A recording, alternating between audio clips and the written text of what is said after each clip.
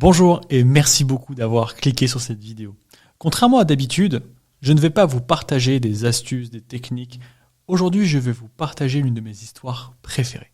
Il était une fois un vieil homme assis à la porte d'une ville. Un jeune homme s'approche de lui. « Je ne suis pas d'ici, je viens de loin. Dis-moi, vieil homme, comment sont les gens qui vivent dans cette ville ?» Au lieu de lui répondre, le vieillard lui renvoie la question. « Et dans la ville d'où tu viens, comment les gens étaient-ils donc ?»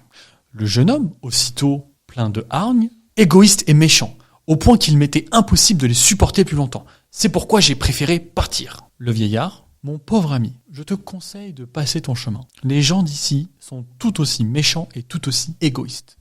Un peu plus tard, un autre jeune homme s'approche du même vieillard. Salut, oh toi qui es couronné d'ans, je débarque en ces lieux. Dis-moi comment sont les gens qui vivent dans cette ville. Et le vieil homme le questionne à son tour. Dis-moi d'abord, là d'où tu viens, comment les gens étaient-ils? Le jeune homme, dans un grand élan, honnête, bon et accueillant. Je n'avais que des amis. Oh, que j'ai eu de peine à les quitter. Le vieillard lui répond, eh bien ici également, tu ne trouveras que des gens honnêtes, accueillants et pleins de bonté.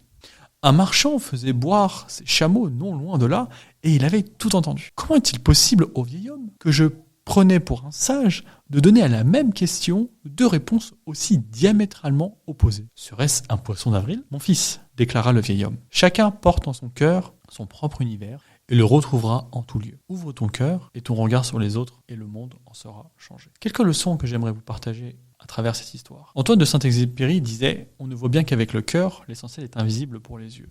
Mais ce qui compte encore plus, c'est qu'il faut comprendre que chacun va à son rythme et que chacun fonctionne en fonction de son propre fuseau horaire. Et vous alors, qu'est-ce que vous avez pensé de cette histoire? Dites-moi en commentaire si vous voyez une troisième leçon et n'oubliez pas de laisser un like si cette histoire vous a plu.